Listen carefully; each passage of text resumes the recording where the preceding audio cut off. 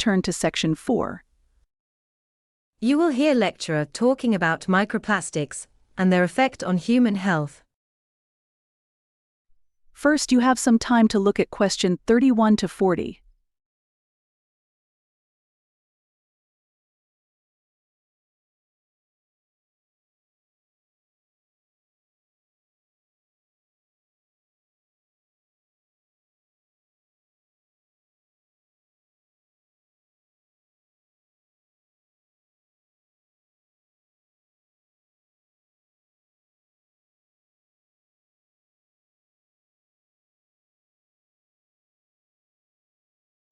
Now listen carefully and answer question 31 to 40. Microplastics, tiny plastic particles measuring less than 5 millimeters, have emerged as a significant concern in both environmental and public health discussions. These particles originate from the breakdown of larger plastic items, synthetic textiles, and industrial processes. Their pervasive presence in water, soil, and air poses alarming implications for human health. Humans are exposed to microplastics primarily through ingestion and inhalation. Microplastics are present in food and beverages, including seafood, salt, and bottled water. The particles can also be inhaled from airborne sources, especially in urban and industrial areas. Once inside the body, microplastics may interact with tissues, potentially causing inflammation, oxidative stress, and cellular damage. Research has shown that microplastics can accumulate in organs such as the liver, kidneys, and lungs, where their long-term effects remain poorly understood. However, initial findings suggest potential links to endocrine disruption, immune system interference, and increased risks of chronic diseases. For example, certain microplastics contain harmful additives like phthalates and bisphenol A, BPA, which are known to interfere with hormonal balance. Another concerning aspect is the ability of microplastics to serve as carriers for toxic substances. These particles often absorb pollutants like heavy metals and persistent organic chemicals. When consumed or inhaled, the toxic load carried by microplastics may exacerbate their harmful effects. Despite the growing evidence, challenges remain in understanding the full impact of microplastics on human health. Limited long-term studies and the variability in microplastic types make it difficult to generalize findings. Efforts to mitigate the impact of microplastics include reducing plastic waste, improving waste management systems, and promoting alternatives to single-use plastics. Increased public awareness and stricter regulations are essential to curbing the spread of microplastics and safeguarding human health. Microplastics represent an invisible yet pervasive threat to human health. Addressing this issue requires a multifaceted approach, combining scientific research, policy interventions, and collective action to minimize exposure and long-term risks. That is the end of section 4. Now, you have half a minute to check your answers.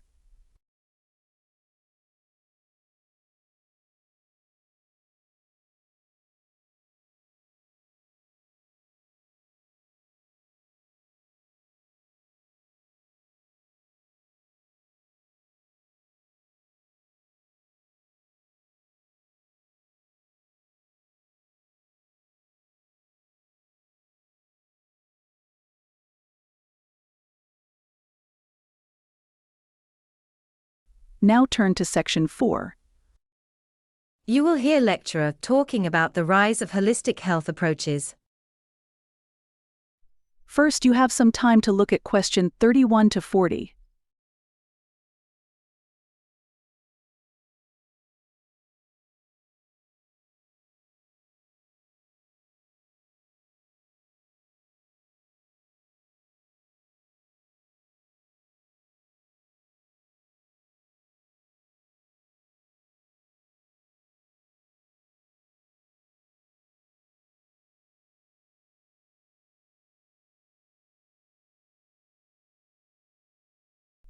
Now listen carefully and answer question 31 to 40. In recent years, holistic health approaches have gained significant momentum as individuals seek comprehensive ways to improve their overall well-being. Unlike conventional medicine, which often focuses on treating specific symptoms or illnesses, holistic health emphasizes the connection between the mind, body, and spirit. This integrative method is rooted in the belief that true health involves harmony in all aspects of life. One of the key elements of holistic health is prevention. By addressing lifestyle factors such as diet, exercise, stress management, and sleep, holistic practices aim to prevent illnesses before they occur. For example, mindfulness techniques like meditation and yoga are increasingly popular for reducing stress and enhancing mental clarity. These practices, combined with balanced nutrition and regular physical activity, create a solid foundation for long-term health. Another central principle is treating the root cause of ailments rather than just alleviating symptoms. Practitioners of holistic health often incorporate traditional remedies, modern medical techniques, and alternative therapies to address the underlying issues. Acupuncture, herbal medicine, and chiropractic care are among the widely used modalities. These approaches are designed to work alongside, not against, conventional treatments, providing a more comprehensive healthcare experience. The rise of holistic health can also be attributed to the growing awareness of the impact of environmental and social factors on well-being. Issues such as pollution, work-life imbalance, and poor community engagement have highlighted the need for solutions that address broader determinants of health. As a result, many holistic health practices emphasize sustainability and connection to nature, encouraging people to make environmentally conscious and socially responsible choices. While holistic health offers numerous benefits, it is essential to approach it with a balanced perspective. Evidence-based practices should be prioritized, and individuals must remain cautious of unverified treatments. The integration of holistic methods with traditional healthcare models represents a promising direction for achieving optimal well-being in the modern world. That is the end of Section 4. Now, you have half a minute to check your answers.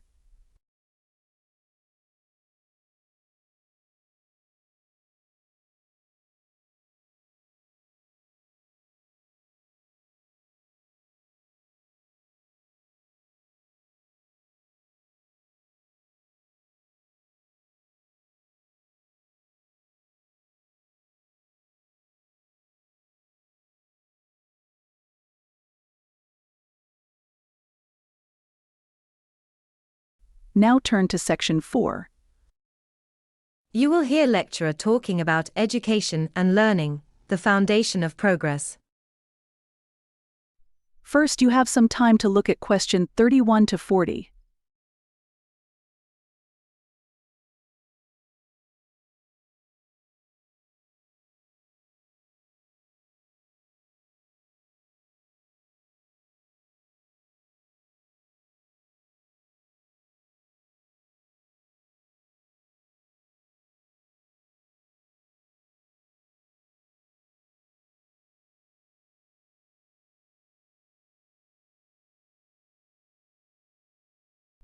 Now listen carefully and answer question 31 to 40. Education and learning are the cornerstones of personal development and societal progress. They encompass a lifelong journey that begins at birth and continues through formal schooling, professional training, and self-directed exploration. The process of education not only imparts knowledge but also cultivates critical thinking, creativity, and social responsibility. Formal education provides structured opportunities to acquire foundational skills such as literacy, numeracy, and communication. These skills are essential for navigating the complexities of modern life and participating actively in the global economy. However, education is not merely about academic achievement, it also plays a crucial role in fostering empathy, cultural understanding, and the ability to collaborate effectively with others. In recent years, technology has significantly transformed how people learn. Digital tools and online platforms have expanded access to educational resources, enabling learners from diverse backgrounds to engage with high-quality materials. From interactive apps for young children to advanced courses for professionals, technology has made personalized and flexible learning a reality. Despite these advancements, the digital divide remains a critical challenge, with many individuals lacking access to the internet or devices needed for modern education. Informal and lifelong learning have gained increasing recognition in a rapidly changing world. Skills such as adaptability, emotional intelligence, and problem-solving are now highly valued alongside traditional academic knowledge. Many organizations encourage employees to engage in continuous learning through workshops, certifications, and mentorship programs. This emphasis on adaptability ensures that individuals can thrive in an ever-evolving job market. However, the global education system faces persistent challenges, including unequal access, outdated curricula, and insufficient funding.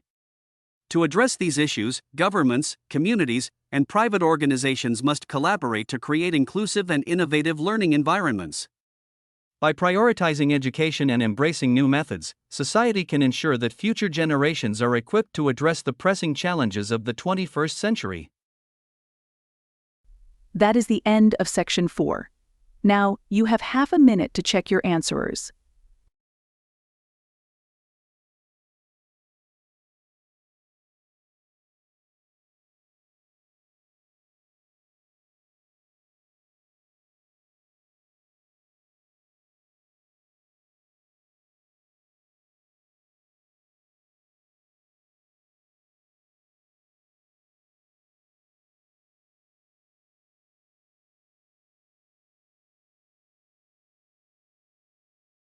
Now turn to section 4.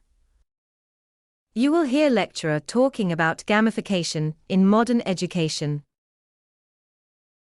First, you have some time to look at question 31 to 40.